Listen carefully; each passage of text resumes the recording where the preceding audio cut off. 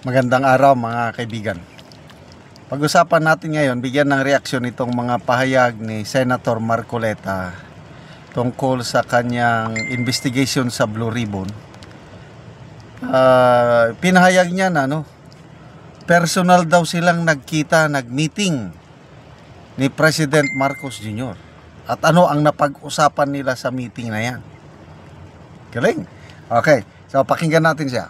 Imbestiga, yung unang araw na investigasyon, Opo. nag-ausap kami ng Pangulo. Ba? At siya mismo ang nagbigay ng ilang mga detalye na kakailanganin ko. Kailangan malaman ng taong bayan ito. Wow.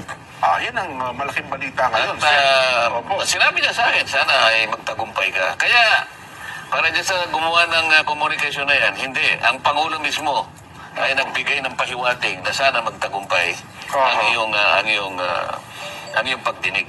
Mukhang hindi po ata alam ni Auntie Claire yan, Sen. Kasi si Auntie Claire ang nagsabi nun na para bagang sa kanyang statement ay para bagang inuunahan daw ng Blue Ribbon ang investigasyon pinag-utos ng Pangulo. O yan naman, salita na salita, hindi mo na nagtatanong sa presidente, di ba? Ganun po. Akala ko. Dapat sana tinanong niya muna, di ba? Para hindi siya lumilitaw na may pagkaano rin, no? Oo. Bago ako nag-imbestiga, yung Isa pa. unang araw na investigasyon, Opo. nag-ausap kami ng Pangulo. Ba? At siya mismo ang nagbigay ng ilang mga detalye na kakailanganin ko. Kailangan malaman ng taong bayan ito. Yan ang malaking balita ngayon, At Sen. Opo. sinabi niya sa akin, sana ay magtagumpay ka. Kaya, para dyan sa gumawa ng komunikasyon na yan, hindi. Ang Pangulo mismo ay nagbigay ng pahiwatig na sana magtagumpay ang iyong pagdinig. Mukhang hindi po ata alam ni Auntie Claire yan, Sen.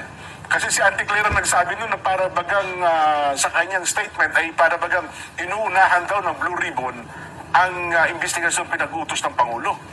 O yan naman, salita na salita, hindi mo na nagtatanong sa presidente, di ba? Ganun po.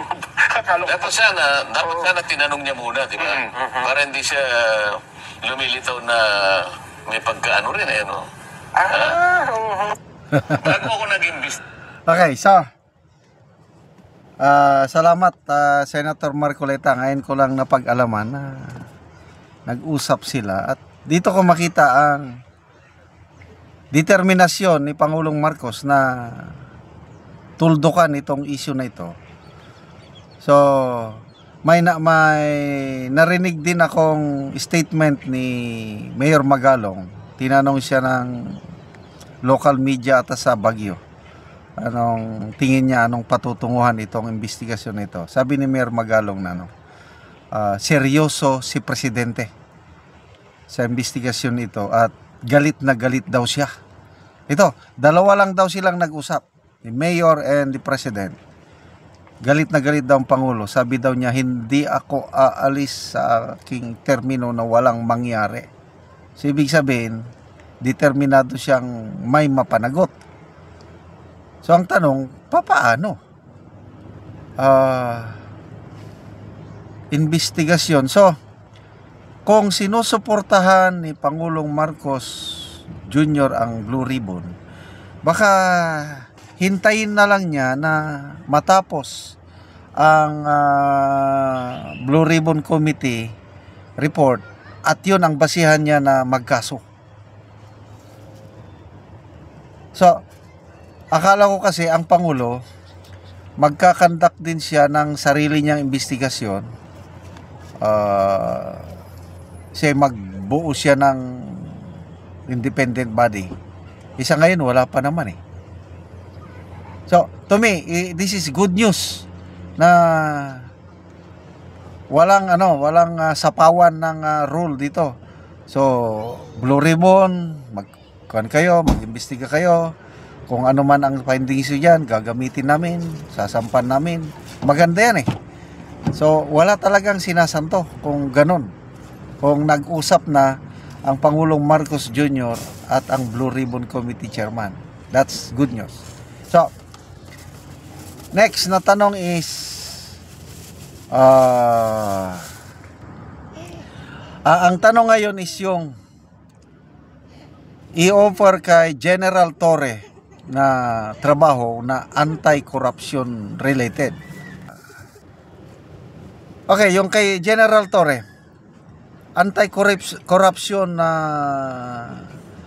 job yung ibibigay sa kanya. Ano kaya?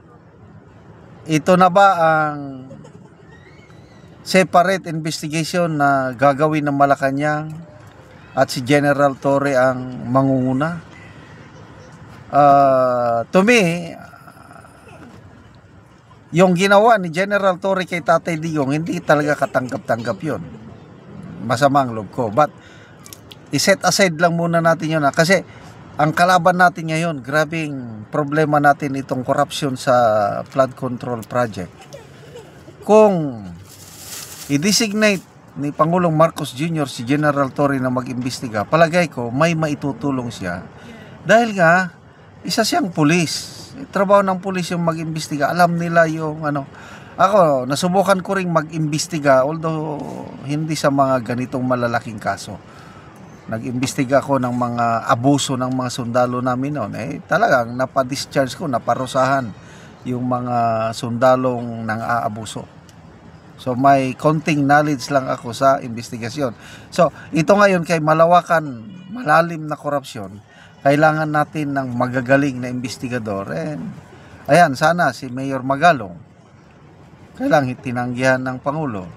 Ito ngayon, si General Torre, kung ilagay siya na head ng Malacanang investigating body, sana, ito na. So, may isang magandang balita sa DPWH sa post ni Morning Coffee Talks kanina. Balita lang ito na naka-receive siya ng text na ang mga members ng Bids and Awards Committee ng DPWH ayaw na daw basta-basta pumirma sa mga dokumento.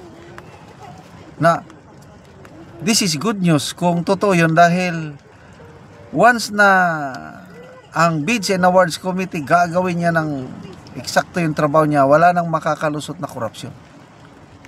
So sana tuloy-tuloy na ito, magbunga na ang effort natin lahat para labanan ng korupsyon, dahil pera natin yan.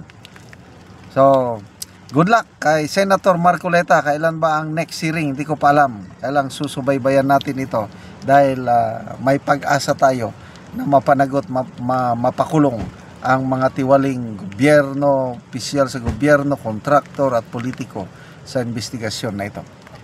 Okay, salamat mga kaibigan sa inyong pagsubaybay sa ating channel. Nakakatulong kayo ng malaki sa tribong Talandig ng Bukidnon, dahil ang sweldo natin sa channel na ito is pantulong natin sa tribo.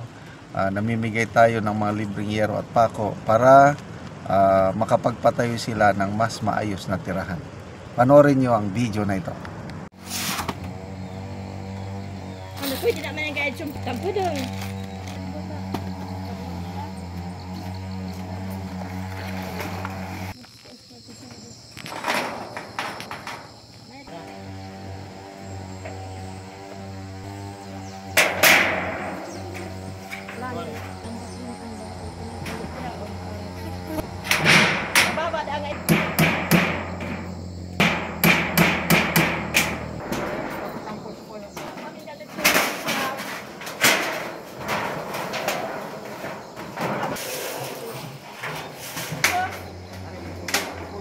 O karon nindot tagit kaay tan-awon ang balay ilang ante.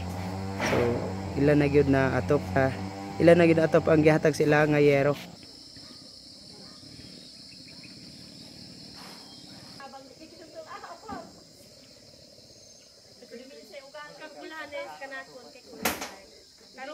Nindot na gyud kayo ang balay ilang ante.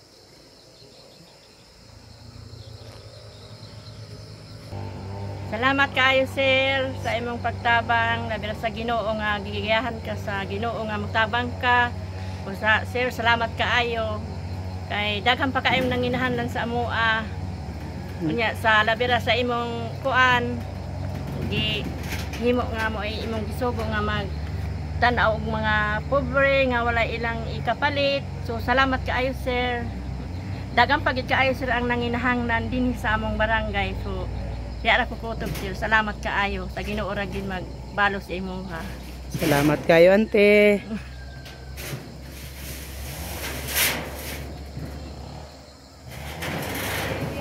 sa iyo na no. Sabi sila sa mamaya. Yan na iguan ang